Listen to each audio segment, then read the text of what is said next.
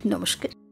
শুরু করছি অমর কথাশিল্পী শরৎচন্দ্র চট্টোপাধ্যায়ের উপন্যাস শুভদা। উপন্যাসটি আমি ধারাবাহিকভাবে পাঠ করছি। আজ ৬ষ্ঠ পর্ব। কেমন করে জানিলে? ওইখানে তার পরিহিত বস্ত্র পাওয়া গিয়েছিল। সদানন্দ উঠিয়ে দাঁড়াইয়া বলিল, চলো তবে কাপড়খানা একবার দেখিয়ে আসি। সারদা অল্প হাসিল। কাপড়খানা কি এখনো ওইখানে আছে? সদানন্দ বলিল, চলো তবে স্থানটা দেখিয়ে আসি। দুজনে তখন সেইখানে গিয়ে দাঁড়াইল। সদানন্দ জল লইয়া চোখ মুখ ধুইল। তাহার পর পুনর্বার যথাস্থানে আসিয়া উপবেশন করিল। সারদা বলিল, সদানন্দ, আমার বড় অনুতাপ হয়। সদানন্দ বলিল, কেন? জগদীশ্বর জানেন তার আয়ু শেষ হইয়াছিল কিনা। বোধহয় আমিই তাকে মারিয়ে ফেলিয়েছি। যদি বিবাহ করিতাম সে হয়তো এখনো বাঁচিয়ে থাকিত। সদানন্দ একটা দীর্ঘশ্বাস ফেলিয়া বলিল, যে মরিয়াছে সে নিশ্চয়ই মরিত। তুমি কি করিবে? শারদাচরণ বলিল, তাহা জানি, তবুও যদি তাহার কথা রাখিতাম, যদি বিবাহ করিতাম। সদানন্দ হাসিল, জাত যাইত যে। শারদাচরণ তাহা ভাবিল, বলিল, তাহা যাইত, তবে আর তুমি কি করিবে? শারদার চোখে জল আসিল। আর কি করিব? কিন্তু এত অনুতাপ হইত না। সদানন্দ অন্যদিকে চাহিয়া বলিল, ক্রমশ চলিয়ে যাইবে। শারদা বলিল, আহা, যদি তাহার শেষ অনুরোধটা রক্ষা করিতে পারিতাম। সদানন্দ বলিল, কি অনুরোধ? বলিয়াছিল, এক ঘোর দরিদ্রের জাতি বাঁচাও, ছলনাকে বিবাহ করো। সদানন্দ তাহার মুখপানে চাহিয়া বলিল, ছলনাকে কি বিবাহ করিবে না? শারদা বলিল, করিব, কিন্তু তার অনুরোধ রক্ষা করা হইল কি? সদানন্দ বলিল, কেন হইল না? শারদা বলিল, প্রকারান্তরে হইল বটে, কিন্তু। আচ্ছা সদানন্দ, বাবাকে তুমি কি করিয়া সম্মত করিলে? সদানন্দ মৃদু হাসিল। বললাম যে তোমার বিবাহ করিতে ইচ্ছা আছে। শারদাচরণ বলিল, শুধু এই? সদানন্দ বলিল, আবার কি? শারদাচরণ বলিল, আমি কি বাবাকে চিনি না? সদানন্দ আবার হাসিল। বলিল, তবে জিজ্ঞাসা করো কেন? জিজ্ঞাসা করিতেছি যে কত টাকা দিতে হইবে। সদানন্দ বলিল, সে কথা শুনিয়ে তোমার লাভ নাই। শারদাচরণ বলিল, সদানন্দ, এ যে পাপের ধন। সদানন্দ বলিল, আমি আশীর্বাদ করিব যেন তোমার জীবন চিরসুখে কাটে। শারদাচরণ বলিল, সময় হইলে আমি ফিরাইয়া দিব। দিও। বলিয়া সদানন্দ উঠিয়া আসিয়া যে স্থানে ললনার বস্ত্র পড়িয়েছিল সেই স্থানের মাটি তুলিতে লাগিল। শারদা বিস্মিত হইয়া বলিল, ও কি করো? সন্ধ্যাবেলা মাটি তোলো কেন? সদানন্দ খুব জোরে হাসিয়ে উঠিয়া বলিল, পাগলামি করিতেছি। কেন? বাস্তবিক বলিতে কি? শারদাচরণ তাহার কথার সহিত কাজের বিশেষ প্রভেদ দেখিতে পাইল না। তথাপি বলিল, পাগলামি করিতেছ তা তো বলি নাই। তুমি বলিবে কেন? আমি বলিতেছি।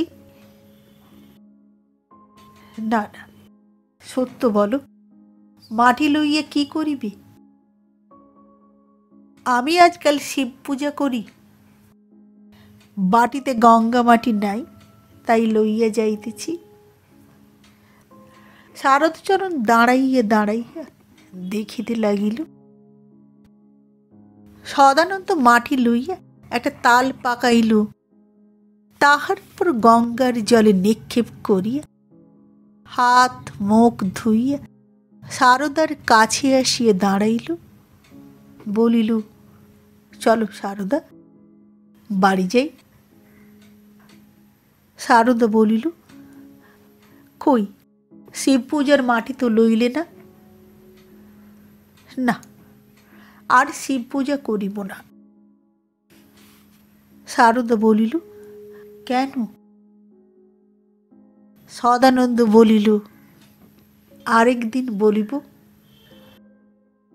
তখন দুইজনে গ্রামের ভিতর প্রবেশ করি স্ব আবাসাভিমুখে প্রস্থান করিল। বাটি আসিয়া সদানন্দ সে রাত্রের মতো দ্বার রুদ্ধ করিয়া দিল। রাত্রে আহার করিবার জন্য ছলনা পিসিমা ক্রমে ক্রমে ডাকিতে আসিলেন, কিন্তু সে দ্বার খুলিল না। ভিতর হইতে বলিল, আজ তাহার বড় শরীর খারাপ হইয়াছে।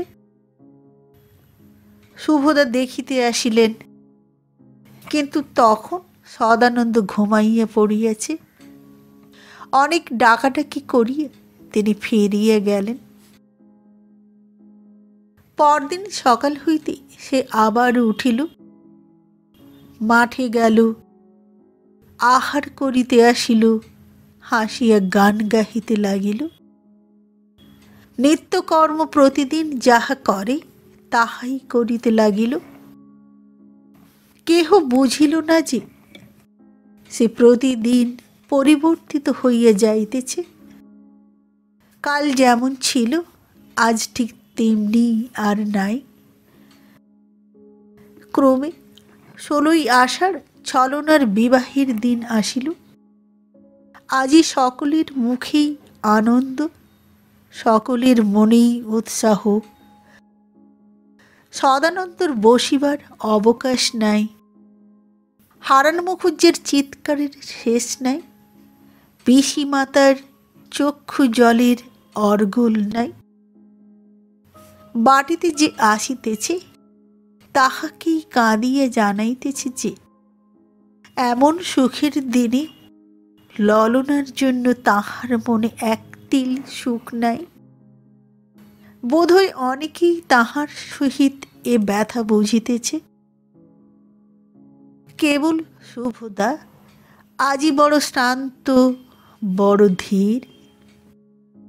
ক্রমে সন্ধ্যা হইল, অনেক বাজনা বাদ্য বাজিল, অনেক লোক জমা হইল।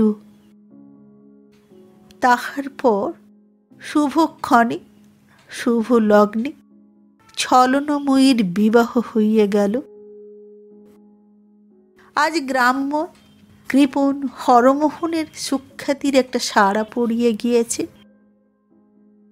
শত্রুতেও মনে মনে স্বীকার করিল যে হ্যাঁ, মনটা দরাজ বটে।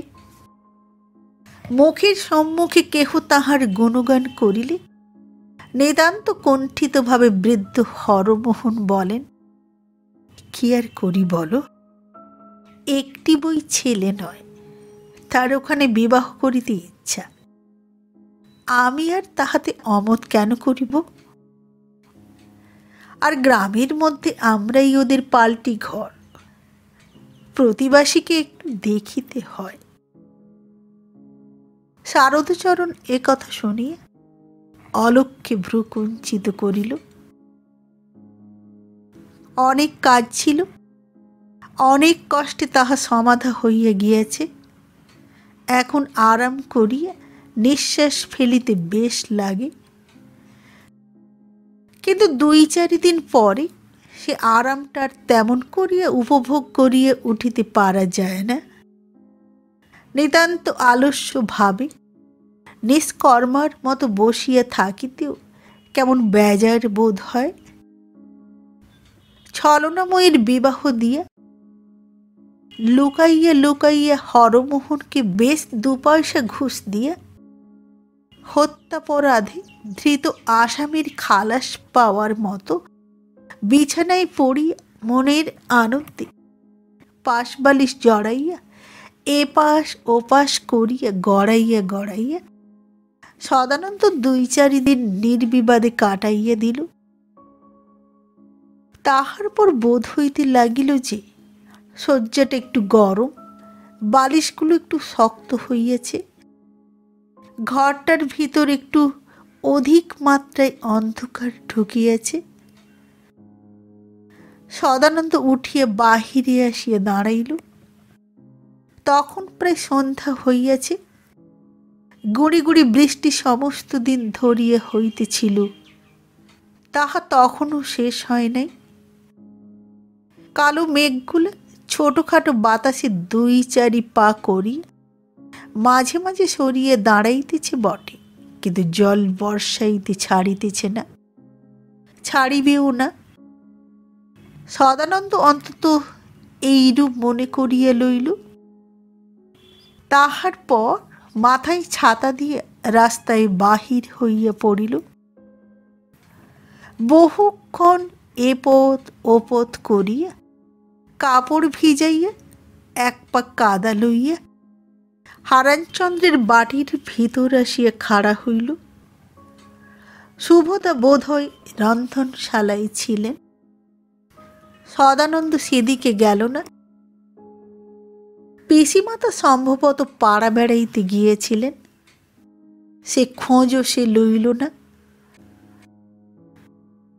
পা ধুইয়া এদিক ওদিক চাহিয়া যে ঘরে মাধবচন্দ্র শয়ন করিত সেইখানে আসিয়া উপস্থিত হইল।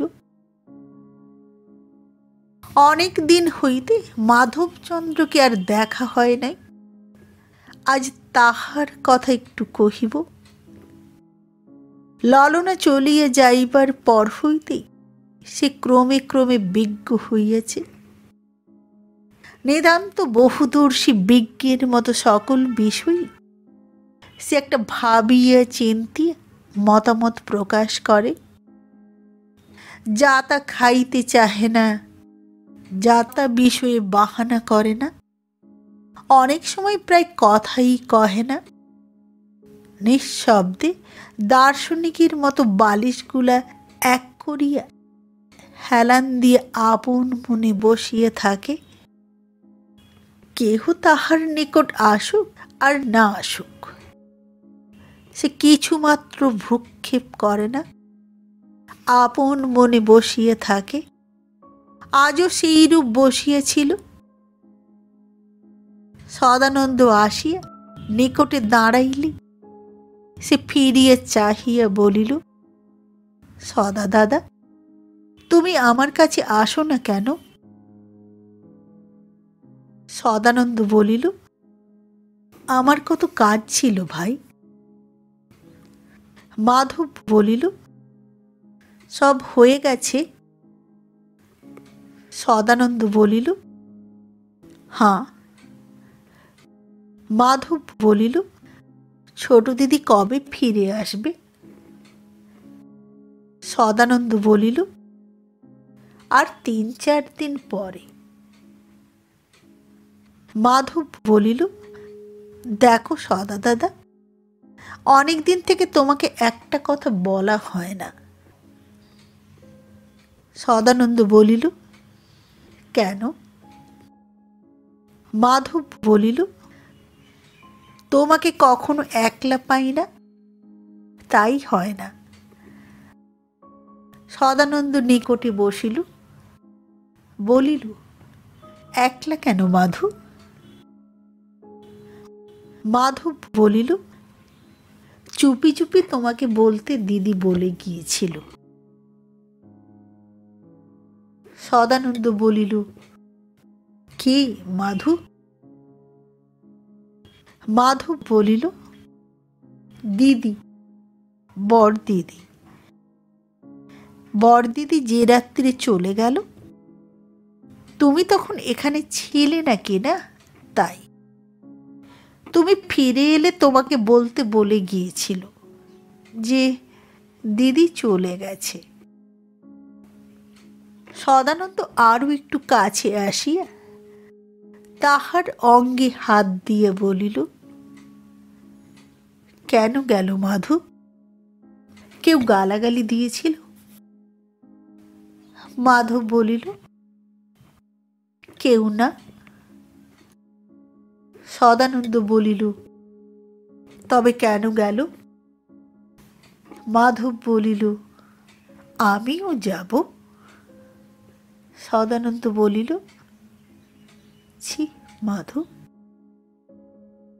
মাধব একটু হাসিল, তাহার পর বলিল, আর কেউ জানে না, কেবল আমি জানি আর দিদি জানে। সে আমার আগে গেছে, আমার জন্য সব ঠিক করে আমাকে নিয়ে যাবে, যেখানে দুজনে খুব সুখে থাকব। মাধবচন্দ্র তাহার মুখখান অতিরিক্ত প্রফুল্ল করিয়া আবার একটু হাসিল, তাহার পর ফিরিয়া বলিল, দিদি এসে নিয়ে যাবে। সদানন্দ বহুক্ষণ চুপ করিয়া রহিল, তাহার পর বলিল, কবে? মাধব বলিল, যবে আমার সময় হবে। সদানন্দ বলিল, মাধব, এসব কথা তোমাকে কে শেখালে? মাধব বলিল, বড়দিদি। সে তোমাকে নিয়ে যাবে বলেছিল? হ্যাঁ। আর যদি না নিয়ে যায়? কেন নিয়ে যাবে না? নিশ্চয়ই যাবে। সদানন্দ বলিল, যদি না নিয়ে যায় তাহলে তুমি একা যেতে পারবে কি? মাধব একটু বিমর্ষ হইল, ভাবিয়া দেখিল, তাহার পর বলিল, কে জানি। সদানন্দ চুপ করিয়া রহিল। মাধব আবার কহিল, সদা দাদা, সেখানে একলা যাওয়া যায় কি? সদানন্দ বলিল, যায়, না হলে তোমার দিদি গেল কি করে? মাধব বলিল, আমিও তবে যেতে পারবো? পারবে। মাধব আবার একটু ভাবিল, পরে অধিক দুঃখিত ভাবে কহিল,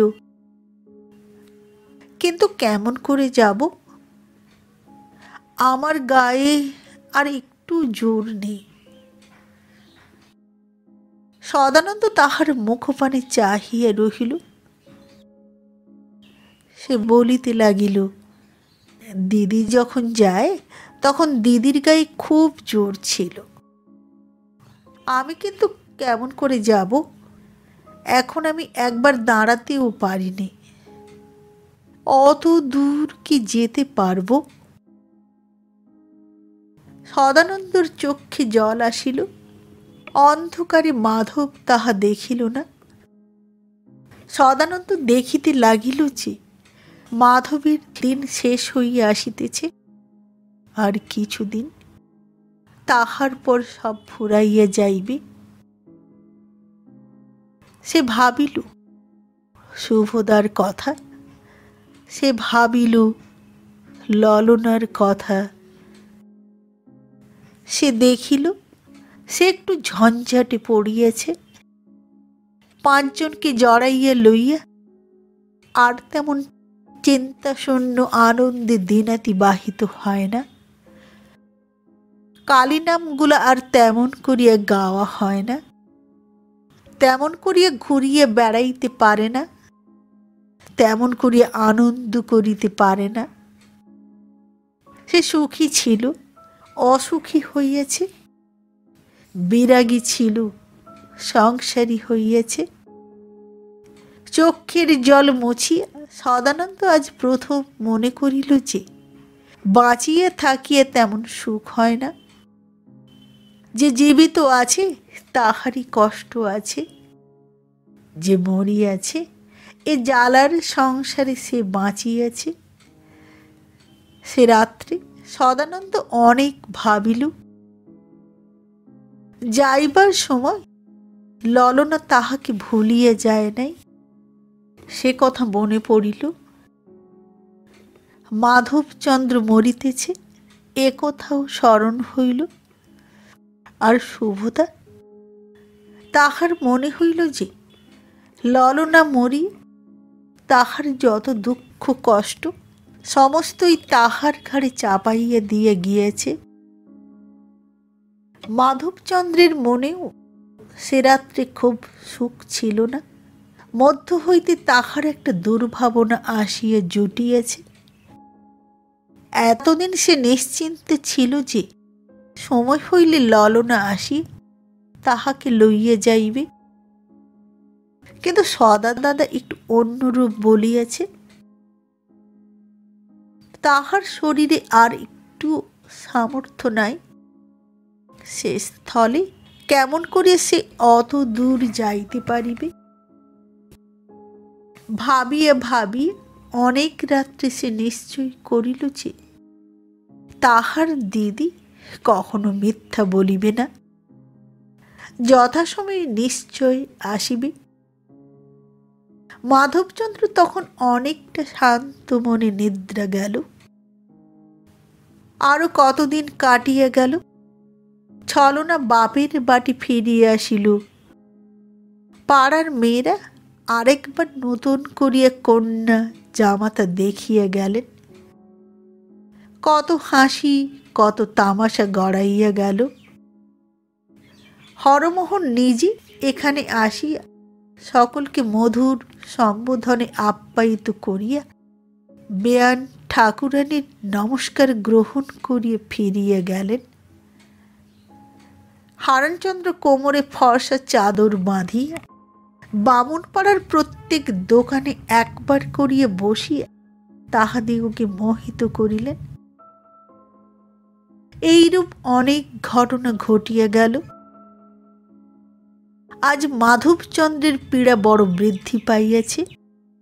শয্যার উপর ছটফট করিতেছে এবং পার্শ্বে শিওরে পদতলে পিসি মাতা, কৃষ্ণ ঠাকুরানী, ছলনা প্রভৃতি বসিয়া আছে।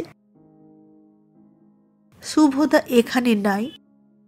তিনি রন্ধনশালায় বসিয়া কতক রাঁধিতেছেন, কতক কাঁদিতেছেন। সদানন্দ ডাক্তার ডাকিতে গিয়েছে।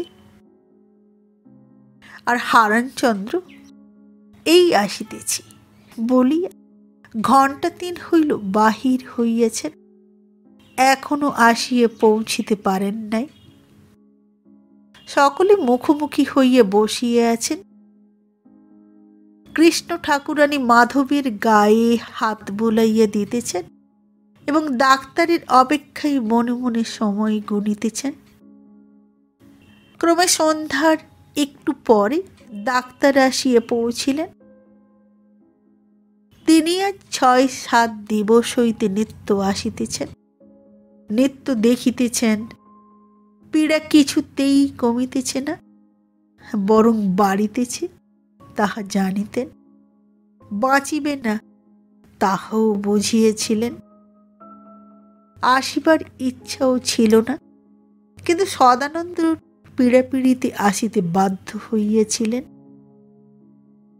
ঘরে আসিয়া ডাক্তারে যাহা দেখে তাহা তিনি দেখিলেন।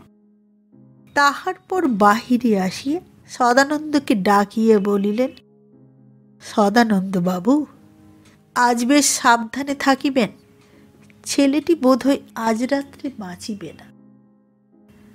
সদানন্দ তাহা জানিত। অনেক রাত্রে হারানচন্দ্র ফিরিয়া আসিলেন। চোরের ন্যায় কক্ষের বাহিরে দাঁড়াইয়া ভিতরের বৃত্তান্ত যতটা সম্ভব অবগত হইলেন। তাহার পর দ্বার ঈষৎ খুলিয়া মুখ বাড়াইয়া বলিলেন, এখন কেমন আছে? কেহ কথা কহিল না, শুধু শুভদা বাহির হইয়া আসিল। খাবার থালা সম্মুখে রক্ষা করিয়া নিকটে বসিল। হারান বলিলেন, মাধু এখন কেমন? বোধহয় ভালো নয়। ভালো নয়? একটু থামিয়া বলিলেন, আমার শরীরও ভালো নয়। কি ভাবিয়া তিনি যে এ কথা বলিলেন, কি মনে করিয়া যে তিনি নিজের অসুস্থতার কথা উল্লেখ করিলেন, তাহা বলিতে পারি না, এবং ইহাতে সত্যাসত্য কত দূর ছিল তাহাও অবগত নহি। কিন্তু এ কথা সুভদ্রার কানে প্রবেশ করিল না। হারানচন্দ্র মনে মনে বড় ক্ষুণ্ণ হইলেন। স্ত্রীর নিকট শারীরিক অসুস্থতার কথা কহিয়া তাহার একটা স্নেহময় প্রত্যুত্তর না পাওয়া তাহার নিকট এরূপ অস্বাভাবিক বোধ হইল যে হারানচন্দ্র আপনাকে যথেষ্ট অপমানিত মনে করিলেন। তিনি নেশা করিয়া আসিয়াছিলেন, তাই সেই সামান্য অপমানাঙ্কুর 2-4 মুহূর্তের মধ্যে মস্তিষ্কের ভিতর বেশ ডালপালা ছড়াইয়া দিল। হারানচন্দ্র বিরক্তভাবে থালা ঠেলিয়ে দিয়ে কহিলেন, আর খাব না, শেষে কি মরে যাব? হারানচন্দ্র উঠিয়া আসিয়া নির্দিষ্ট কক্ষে নির্দিষ্ট শয্যায় যথারীতি শয়ন করিলেন। মনে মনে বোধহয় স্থির করিয়া লইলেন যে তাহারও যথেষ্ট অসুখ হইয়াছে। এদিকে শুভদা হাত ধুইয়া মাধবীর নিকটে আসিয়া বসিলেন। দেখিয়া কৃষ্ণ ঠাকুরানী বলিলেন, হারান কোথায়? তার শরীর অসুস্থ হয়েছে, শুয়েছেন।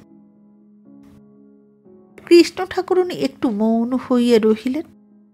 তাহার পর মৃদু মৃদু বলিলেন, মানুষের মায়া দয়া থাকে না, কিন্তু একটু চক্ষু লজ্জাও তো থাকতে হয়। রাসমণি একথা শুনিয়া ওষ্ঠ কুঞ্চিত করিলেন। ক্রমে রাত্রি অধিক হইতে লাগিল।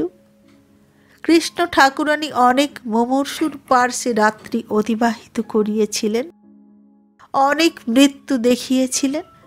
তাহার বোধ হইল মাধবীর অল্প শ্বাস হইয়াছে। কিছুক্ষণ পরে মাধব কহিয়া উঠিল, বড় মাথা ধরেছে। কৃষ্ণ পিসি মাতা মাথায় হাত বুলাইয়া দিতে লাগিলেন।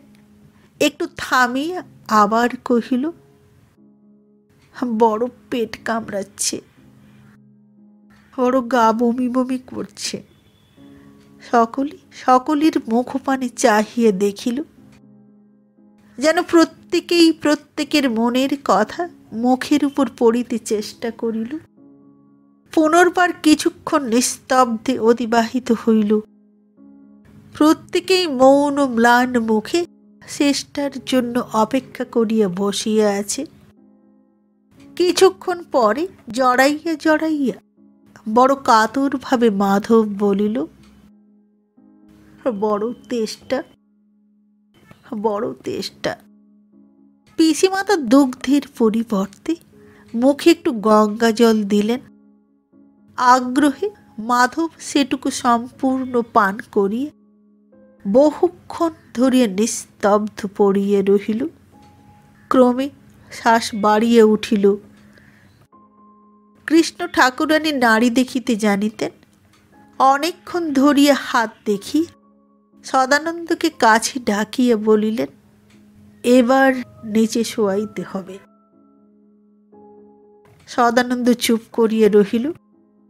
রাসমণির কর্ণে একথা প্রবেশ করিয়াছিল। তিনি অস্ফুটে কাঁদিয়া উঠিলেন। আর দেখো কি সদানন্দ! ছলনা কাঁদিয়া উঠিল। কৃষ্ণ পিসিমাতা কাঁদিয়া উঠিলেন। সঙ্গে সঙ্গে মাধবেরও প্রায় অচেতন দেহ নিচে নামিয়া আসিল। বহুক্ষণ পরে মাধব আরেকবার হাঁ করিল। কৃষ্ণ পিসিমাতা পূর্বের মতো তাহাতে আরেকটু জল দিলেন। মাধব যেন একটু বল পাইল। একবার চক্ষু চাহিল। তাহার পর মৃদু মৃদু হাসিয়া বলিল, সদা দাদা, দিদি এসেছে। ছলনাময়ী নিকটে বসিয়াছিল। আজি সমস্ত রাত্রি সে নিদ্রা যায় নাই। শিহুরিয়া সে জননীর আরো নিকটে ঘেঁষিয়া বসিল। আর কিছুক্ষণ পরে মাধবচন্দ্র অত্যন্ত অস্থির হইয়া পড়িল। মাথা নাড়িতে লাগিল। প্রবল শ্বাস হইয়াছে। দেখিয়া শুনিয়া কৃষ্ণ ঠাকুরানী কাঁদিয়া বলিলেন, আর কেন, সময় হয়েছে। রাসমণি চিৎকার করিয়া উঠিলেন, তুলসী তলা, পরকালের কাজ করো। সকলেই তখন উচ্চ রোলে কাঁদিয়া উঠিলেন। চিৎকার শব্দে হারানচন্দ্রের নিদ্রা ভঙ্গ হইল। তিনি ছুটিয়া বাহিরে আসিয়া দেখিলেন মাধবকে ধরাধরি করিয়া বাহিরে আনা হইতেছে। তিনিও চিৎকার করিয়া পুত্রের শরীর তুলসী তলায় করে লইয়া বসিলেন। কাঁদিয়া ডাকিলেন, বাবা মাধব। সেও বোধহয় গো গো করিয়া একবার কহিল, বাবা। বিচিত্র হর্মে বিচিত্র কৌচের উপর অপূর্ব সুন্দরী মালতী কক্ষ উজ্জ্বল করিয়া বসিয়া আছে। নিকটে শ্বেতপ্রস্তর নির্মিত সাইড বোর্ডের উপর রৌপ্য সামাদানে বাতি জ্বলিতেছে। তাহারই আলোকে মালতী একখানা পুস্তক পাঠ করিতেছিল। যে কক্ষে মালতী বসিয়া আছে তাহা বহুমূল্য বিচিত্র কার্পেটে মণ্ডিত। দেওয়াল নানাবিধ লতাপাতা ফুলে ফলে চিত্রিত। তাহার উপর বহুবিধ ফটোগ্রাফ প্রভৃতিতে বিশেষ পরিব্যাপ্ত রহিয়াছে। আশেপাশে বহুবিধ দেয়ালগিরি গৃহসজ্জা বৃদ্ধি করিবার জন্য দাঁড়াইয়া আছে। দুই পার্শ্বে প্রকাণ্ড আয়না লাল, নীল, সবুজ নানা বর্ণের আলোকরশ্মি প্রতিফলিত করিয়া ঠিকরাইয়া পড়িয়াছে। গৃহের উজ্জ্বলতা চতুর্গুণ বৃদ্ধি করিয়াছে।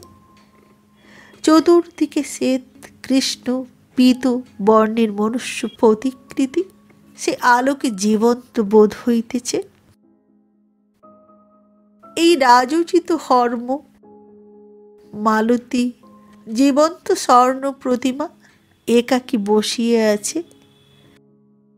কত রূপে যে এ পার্থিব সৌন্দর্য সহস্রগুণ বৃদ্ধি করিয়া সে বসিয়া আছে, আত্মবিস্মৃত হইয়া মুগ্ধ নয়নে সে শোভা দেখিবার জন্য সেখানে আর কেহ ছিল না। তাই মালতী আপন মনে পুস্তক পাঠ করিতেছে। পাটার ছাই করিতেছে। ছত্রের পর ছত্র সরিয়ে যাইতেছে। পাতার পর পাতা উল্টাইয়া যাইতেছে, কিন্তু এক বর্ণ মনের ভিতর প্রবেশ করিতেছে না। সে ইতিপূর্বেই বোধহয় কাঁদিতেছিল, কেননা শুষ্ক জলের দাগ এখনো তাহার কপলের উপর প্রতীয়মান হইতেছে। এ সুখ ভবনে সে কেন যে কাঁদিতেছিল তাহা জানি না, কিন্তু কাঁদিতেছিল তাহা নিশ্চয়।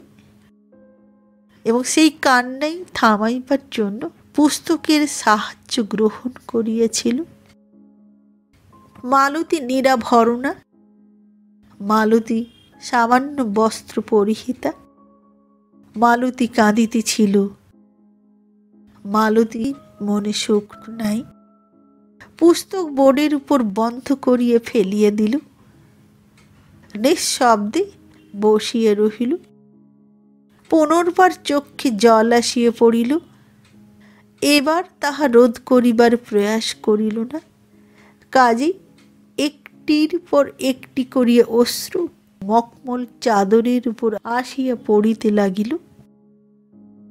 বহুক্ষণ পরে সুরেন্দ্রনাথ কক্ষে প্রবেশ করিলেন। অত পুরু গালিচার উপর পদশব্দ হয় না, কাজী এ আগমন মালতী জানিতে পারিল না। সে যেমন কাঁদিতেছিল তেমনই কাঁদিতে লাগিল। সুরেন্দ্রনাথ নিঃশব্দে তাহা দাঁড়াইয়া দেখিতে লাগিলেন। কিছুক্ষণ পরে আরো একটু নিকটে আসিয়া দাঁড়াইলেন। তাহার পর ডাকিলেন, মালতী। মালতী চমকিয়া চাহিয়া দেখিল, বলিল, এসো। সুরেন্দ্রনাথ নিকটে উপবেশন করিলেন। তাহার দুটি হাত নিজের হাতে লইয়া স্নেহার্দ্র স্বরে কহিলেন, আবার কাঁদছিলে? মালতী হাতে হাতে ধরা পড়িয়া গিয়েছে, এই জন্য ইচ্ছা থাকিলেও না বলিতে পারিল না, চুপ করিয়া রহিল। কেন কাঁদিতেছিলে? মালতী কথা কহিল না। কেন কাঁদিতেছিলে? তিনিও কিছুক্ষণ কিছুই বলিতে পারিলেন না।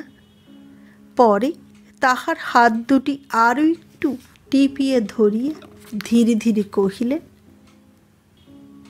দুঃখ এই যে এত চেষ্টাতেও তোমাকে সুখী করিতে পারিলাম না। হৃদয়ের সহস্র কামনাতেও তোমার মন পাইলাম না। মালতী একটা উত্তর খুঁজিল, কিন্তু পাইল না। আরো একটা কাজ তাহার দ্বারা হইল না।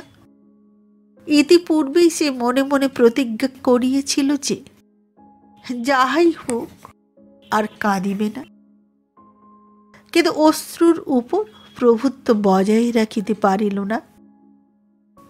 তাহারা যেমন পড়িতেছিল তেমনি পড়িতে লাগিল। সুরেন্দ্রনাথ বলিতে লাগিলেন, কি করিলে যে একজন সুখী হইতে পারে তাহা মানুষে বুঝিতে পারে না, এবং দেবতারা পারেন কিনা তাও বলিতে পারি না। তৃপ্তির জন্য, সুখের জন্য এ ভবন এমন করিয়া সাজাইলাম। এ দেবী প্রতিমা এ ভবনে এত যত্নে প্রতিষ্ঠিত করিলাম, কিন্তু সুখী হইতে পারিলাম কি? সুখের কথা ছাড়িয়ে দিই, বোধহয় আমার অসুখের মাত্রাই বৃদ্ধি হইয়াছে। যাহাকে সুখী করিতে এত করিলাম তাহাকে একদিনের জন্য সুখী দেখিলাম না। তোমাকে পাইয়া অবধি ও অধরে এক তিলের জন্য হাসির রেখা দেখিলাম না। বলিতে বলিতে সুরেন্দ্রনাথ তাহার হাত ছাড়িয়ে দিয়া নিতান্ত অধীর ভাবে সে অশ্রুমলিন মুখখানি তুলিয়ে ধরিলেন। বলিলেন, মালতী, কতদিন কাটিয়া গেল, কিন্তু কিছুতেই কি তুমি প্রফুল্ল হইবে না? কিছুতেই কি একবার হাসিয়া চাহিবে না? মালতী হাত তুলিয়া চক্ষু মুছিল। এ সৌন্দর্য যে কি, এ রূপে যে কত মুগ্ধ হইয়াছি তাহা প্রকাশ করিতে পারি না।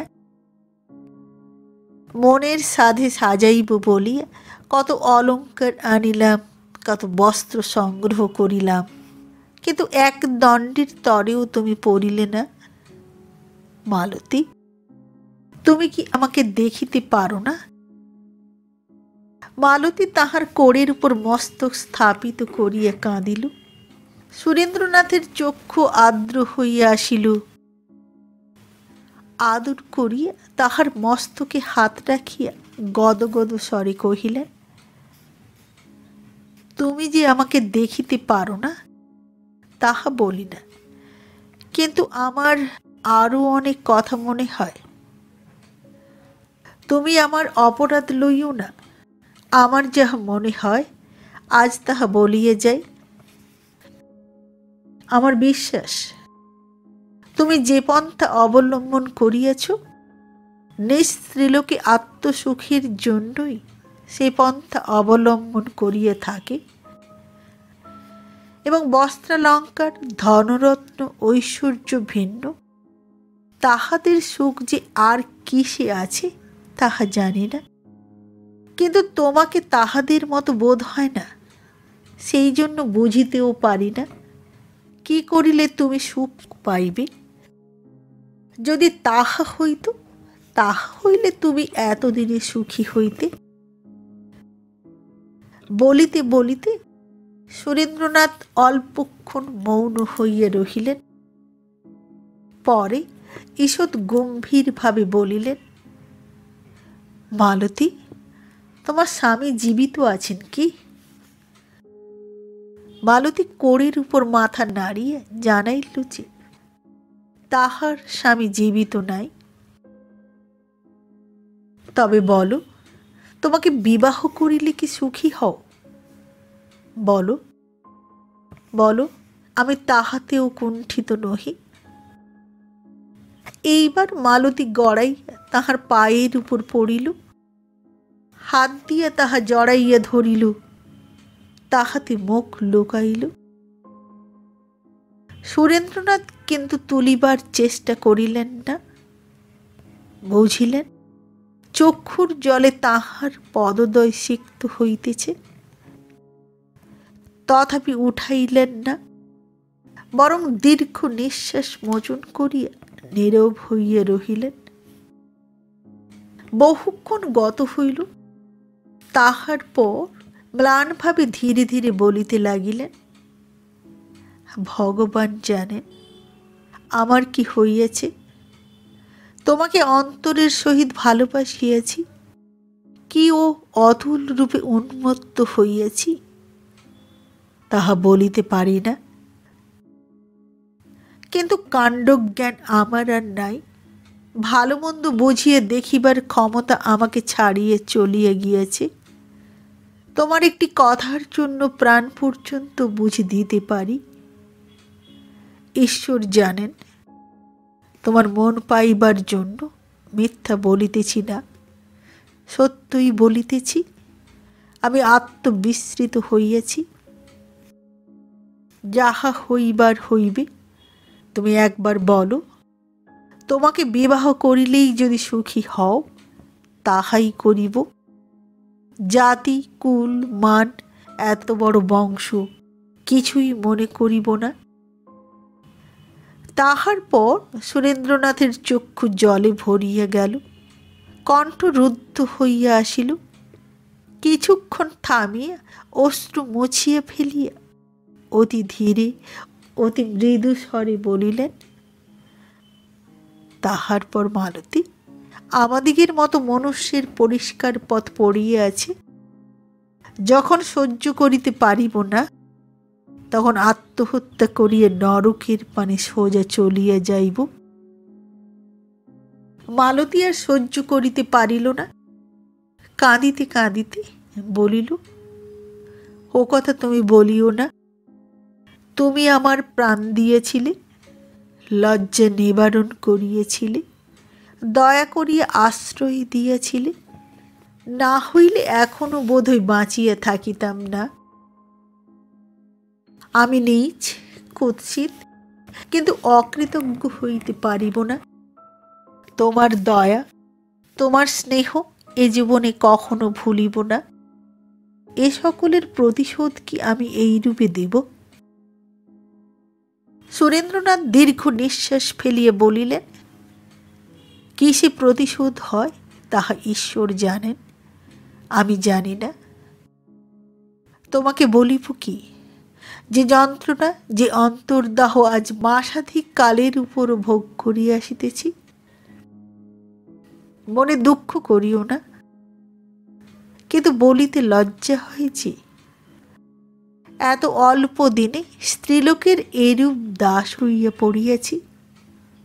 একজন, তুমি যেই হও, কিন্তু আমি তো স্বর্গীয় পিতামহগণের বংশ সম্মান লুপ্ত করিতেও সম্মত হইয়াছি। মালতী সেইরূপ ভাঙা ভাঙা স্বরে কহিল, আমি তোমার দাসীরও দাসীর যোগ্য নই। আমি কে যে আমার জন্য তুমি এতই সহিবে, তোমার কেশাগ্র বিসর্জন দিবে? আমি আজন্ম দুঃখী, এত করুণা এ জীবনে কখনো পাই নাই। তাহার পর কাঁদিতে কাঁদিতে কহিল, যদি শেষ হয়, ঈশ্বর করুন যেন ইহাই আমার শেষ হয়। সুরেন্দ্রনাথ সযত্নে তাহাকে হাত ধরিয়া উঠাইলেন। তাহার পর পার্শ্বে বসাইয়া বলিলেন, কিন্তু কিছুতেই তো তুমি সুখ পাইতেছ না। মালতী চক্ষে অঞ্চল দিয়া কহিল, আমরা বড় দরিদ্র। কিন্তু আমি তো দরিদ্র নহি। আমার যাহা আছে তোমারও তো তাহা আছে। মালতী বলিল, আমি নিজের কথা বলিতেছি না।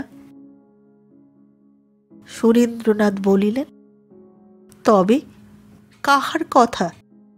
তোমার তো কেহ নাই।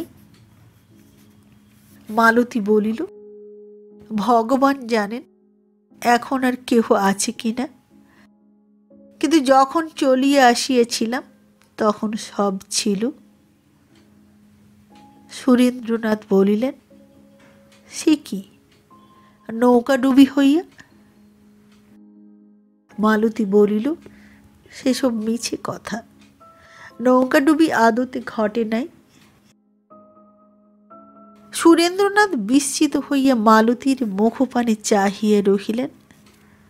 বোধ হয় একবার মনে হইয়াছিল যে এ সকল ছলনা না সত্য কথা, কিন্তু সে মুখে ছলনা সম্ভবে না। সে চক্ষু, সে অশ্রু জলের মধ্যেও যে প্রতারণা, মিথ্যা কথা প্রচ্ছন্ন থাকিতে পারে তাহা বোধ হইল না। কিছুক্ষণ পরে ডাকিলেন, মালতী। কি? সব সত্য? এবার মালতী মুখপানে চাহিয়া রহিল। দেখিতে দেখিতে তাহার চক্ষু জলে ভরিয়া গেল। সুরেন্দ্রনাথ লজ্জিত হইলেন।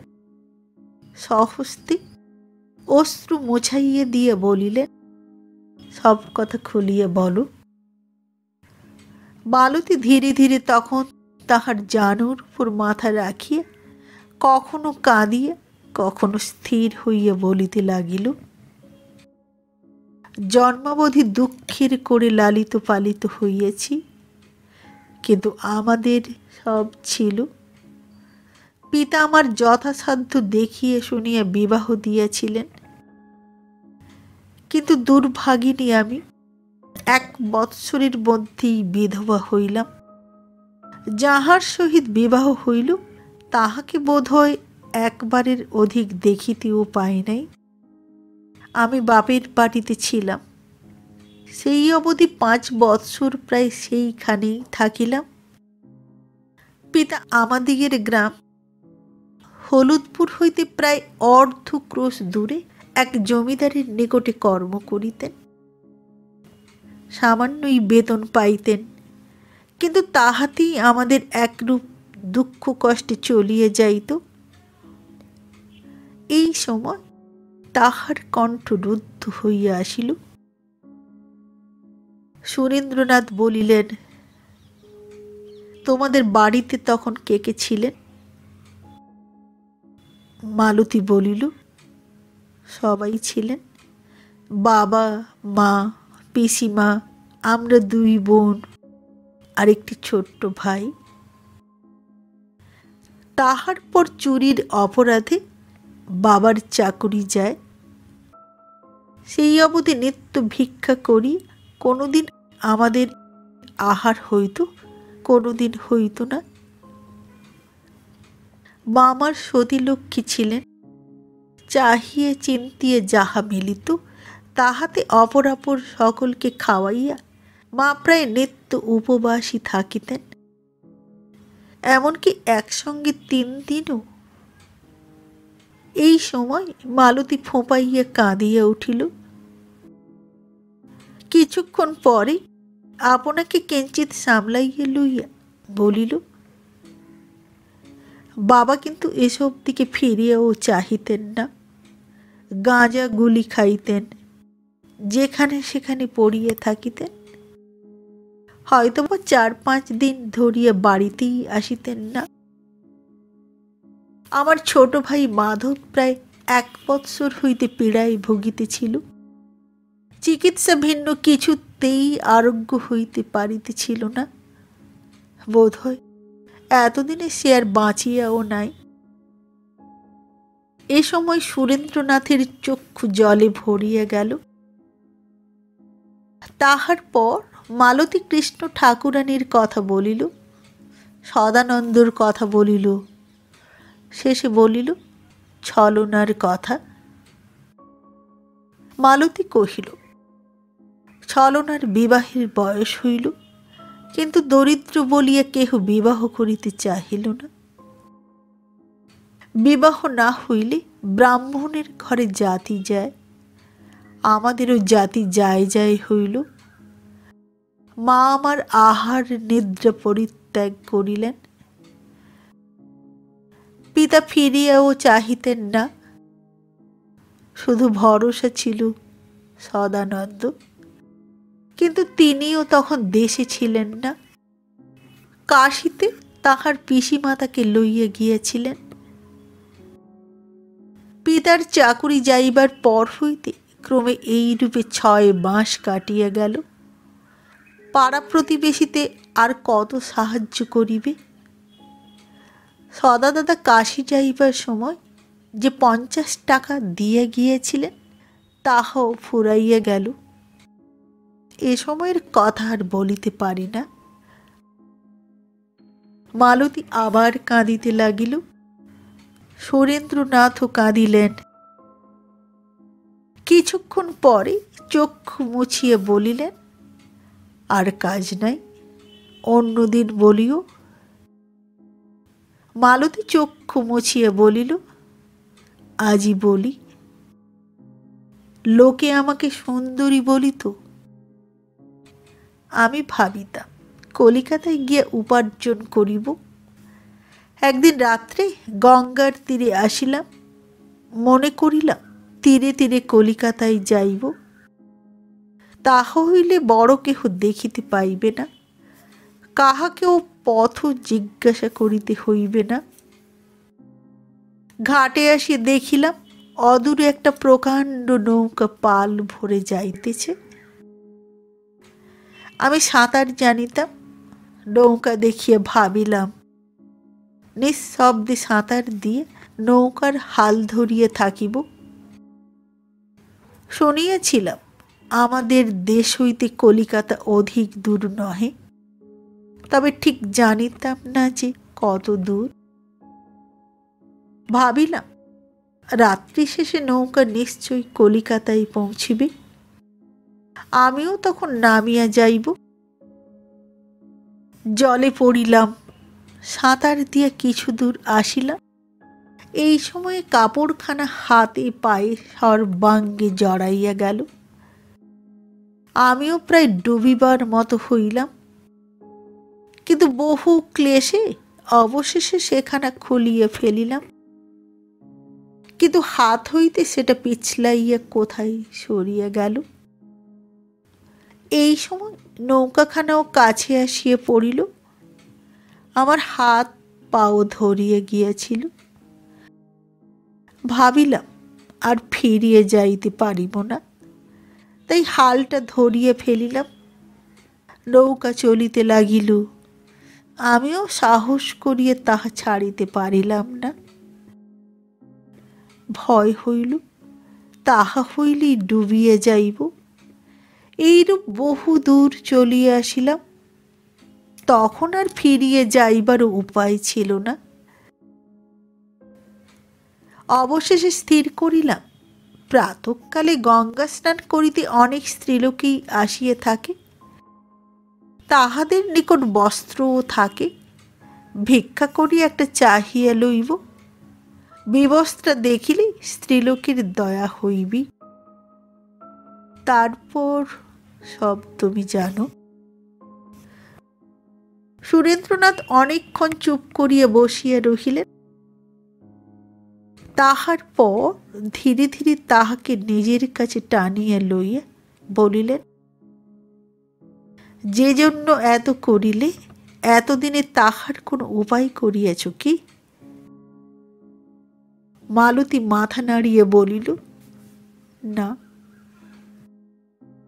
সুরেন্দ্রনাথ বলিলেন, তাহা যান। আর তাই ভাবিতেছি, যে মুখ ফুটিয়া একটি কথা বলিতে পারে না, সে কোন সাহসে এতটা করিয়াছে। মালতী চুপ করিয়া শুনিতে লাগিল। সুরেন্দ্রনাথ বলিলেন, মাসে মাসে কত টাকা হইলে তাহাদের চলে? 20 টাকা। প্রতি মাসে সেখানে 50 টাকা করিয়া পাঠাইয়া দিও। মালতী বলিল, তুমি দেবে? সুরেন্দ্রনাথ হাসিলেন, বলিলেন, দেব। আরো চাও? আরো দেব। মালতী মনে মনে কহিল, এতদিনে তাহার জন্ম সার্থক হইল। সুরেন্দ্রনাথ বলিলেন, তারপরে একটা কাজ করিও, আমাকে বিবাহ করিও। কেননা নরাধম হইলেও অত শুভ্র হৃদয়ে আমি কলঙ্কের ছাপ লাগিতে দিব না। মালতী তাহার বুকের ভিতর মাথা রাখি অস্ফুটে কহিল, না। সুরেন্দ্রনাথ কহিলেন, কেন না? তুমি ভাবিতেছ আমার জাতি যাইবে? কিন্তু আমি এ স্থানের জমিদার, আমার অনেক টাকা। যাহার টাকা আছে তাহার জাতি শীঘ্র যায় না। মালতী বলিল, গোলমাল হইবে। সুরেন্দ্রনাথ বলিলেন, হইবে, কিন্তু তাহাও অধিক দিন স্থায়ী হইবে না। বংশ, কুল, মান, সম্ভ্রম। সুরেন্দ্রনাথ বলিলেন, মালতী, একদিনের জন্যেও সে সকল ভুলতে দাও। জগতে আসিয়া অনেক দ্রব্য পাইয়াছি, কিন্তু সুখ কখনো পাই নাই। একদিনের জন্য আমাকে যথার্থ সুখী হইতে দাও। কথা শুনিয়া মালতীর ভিতর পর্যন্ত কাঁদিয়া উঠিল, কিন্তু তাহা চাপিল। ধীরে ধীরে বলিল, আমি তোমার নিকট চিরদিন থাকিব। সুরেন্দ্রনাথ বলিলেন, ঈশ্বর করুন, তাহাই হোক। তুমি চিরদিন থাকিবে, কিন্তু আমি পারিব কি? মালতী, তুমি সংসার দেখো নাই, কিন্তু আমি দেখিয়াছি। আমি জানি আমাকে বিশ্বাস নাই যে প্রেমে তুমি চিরজীবনটা স্বচ্ছন্দে কাটাইয়া দিবে। আমি হয়তো কোনোদিন তাহা মাঝখানে ছিন্ন করিয়া পলাইয়া যাইব। মালতী, সময় থাকিতে আমাকে বাঁধিয়া ফেলো। মালতী ভালো করিয়া সমস্ত শুনিল। অনেক দিনের পর আরেকবার স্থির হইয়া ভাবিয়া লইল। তাহার পর অকম্পিত কণ্ঠে কহিল, বাঁধিয়াছি, পারো ইহাই ছিন্ন করিও। ইহার উপর আর বন্ধনের প্রয়োজন নাই। সুরেন্দ্রনাথ বলিলেন, তোমার নাই, কিন্তু আমার আছে। থাকুক, কিন্তু বিবাহ হইতে পারে না। সুরেন্দ্রনাথ বলিলেন, কেন, বিধবাকে কি বিবাহ করিতে নাই? মালতী বলিল, বিধবাকে বিবাহ করিতে আছে, কিন্তু বেশ্যাকে নাই। সুরেন্দ্রনাথের সহসা সমস্ত শরীর শিহরিয়া উঠিল। তুমি কি তাই? মালতী বলিল, নয় কি, নিজেই ভাবিয়া দেখো দেখি। সুরেন্দ্রনাথ বলিল, ছি ছি, ও কথা মুখে আনিও না, তোমাকে কত ভালোবাসি। মালতী বলিল, সেই জন্যই মুখে আনিলাম, না হইলে হয়তো বিবাহ করিতেও সম্মত হইতাম। সুরেন্দ্রনাথ বলিলেন, মালতী, সব কথা খুলিয়া বলিবে? মালতী বলিল, বলিব। তুমি ভিন্ন আমার দেহ পূর্বে কেহ কখনো স্পর্শও করে নাই, কিন্তু একজনকে মন প্রাণ সমস্তই মনে মনে দিয়াছিলাম। সুরেন্দ্রনাথ বলিলেন, তারপর? মালতী বলিল, আমাকে বিবাহ করিবার জন্য তাহাকে অনেক সাধিয়াছিলাম। তারপর? জাতি যাইবার ভয়ে সে বিবাহ করিল না। সুরেন্দ্রনাথ বলিলেন, সে মন প্রাণ ফিরাইয়া লইলে কি রূপে? মালতী বলিল, সে যে রূপে ফিরাইয়া দিল। একটু মৌন থাকিয়া কহিল, পূর্বেই বলিয়াছি আমি বেশ্যা, বেশ্যায় সব পারে। সুরেন্দ্রনাথ বলিলেন, উফ, সে কি সদানন্দ! মালতী বলিল, না, আরেকজন। সুরেন্দ্রনাথ বলিলেন, তবে তুমি মানুষ চিনিতে পারো নাই, তাহাকে বলো নাই কেন? সে তোমাকে ভালোবাসিত। সহসা মালতীর সর্বাঙ্গে তড়িৎ প্রবাহ ছুটিয়া গেল। সেই পাগল খ্যাপা মুখখানা মালতীর মনে পড়িল। সেই বৃষ্টির দিন, সে সন্ধ্যার সময় ঘাট হইতে জল আনিতেছিল। পথিমধ্যে বৃষ্টি আসিয়া পড়িল। ভিজিয়া জ্বর হইবার ভয়ে সদানন্দর বাটিতে আশ্রয় গ্রহণ করিল। মনে পড়িল সেই প্রথম তাহার নিকট অর্থ সাহায্য পাওয়া, তাহার পর নিত্য হাতে গুঁজিয়া দেওয়া, সেই কাশি যাইবার দিন, সেই বালিশের নিচে একরাশ টাকা দেওয়া, সেই আরও কত কি পড়ে পড়িল। দুঃখের সময় সেই সহানুভূতি নেমেষে তাহার চক্ষুদ্বয় জলে ভরিয়া গেল, কিন্তু বহিয়া পড়িবার পূর্বে মালতী তাহা মুছিয়া ফেলিল। সুরেন্দ্রনাথ কিন্তু তাহা দেখিতে পাইলেন না। তিনি কোচের বাহুতে হেলান দিয়া চক্ষু মুদিয়া অন্য অনেক কথা ভাবিতেছিলেন। বলিলেন, তারপর? মালতী বলিল, কলিকাতায় যাইতেছিলাম, দয়া করিয়া পায়ে স্থান দিয়েছ। তারপর? পূর্বোক্ত প্রশ্ন তিনি অন্যমনস্ক হইয়া বলিয়াছিলেন। উত্তর শুনিয়া তাহা বুঝিলেন উঠিয়ে বসিয়ে বলিলেন, মালতী, তুমি রত্ন, রত্ন কুস্থানে পাইলেও গলায় পরিতে হয়। মালতী বলিল, কে বলিল? যে রত্ন একজন গলায় পরে, অন্যে হয়তো তাহা পায়ে রাখিতেও ঘৃণা বোধ করেন। তুমি আমাকে চরণে স্থান দিও, আমি রত্ন তাহাতেই পরম সৌভাগ্য মনে করিব।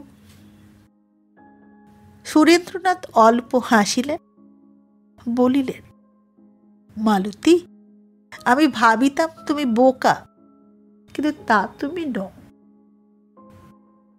মালতী অল্প হাসিল। দুঃখে কষ্টে আজ তাহার অধরে প্রথম হাসির রেখা দেখা দিল। এই সময় বাহির হইতে দাসী বলিল, বাবু, অঘোর বাবুর জুড়ি বাহিরে দাঁড়িয়ে আছে। সুরেন্দ্রনাথ বিস্মিত হইলেন, অঘোর বাবুর? কিন্তু এই বাগান বাড়িতে কেন? তিনি বলে পাঠিয়েছেন বড় দরকার। সুরেন্দ্রনাথ তাড়াতাড়ি উঠিয়ে বলিলেন, মালতী, এখন তবে আসি। এসো। কিন্তু অঘোর বাবু কে? পরে শুনিও। অঘোর বাবুকে জিজ্ঞাসা করিও তিনি কোথায় বিবাহ করিয়াছেন। সুরেন্দ্রনাথ হাসিয়ে ফেলিলেন, কেন, পরিচয় আছে নাকি? বোধ হয় কত গাছে। নমস্কার। আজ এই পর্যন্ত। আগামী পর্বে দেখা হবে উপন্যাসের পরবর্তী অংশ নিয়ে। আজকের মতো নমস্কার।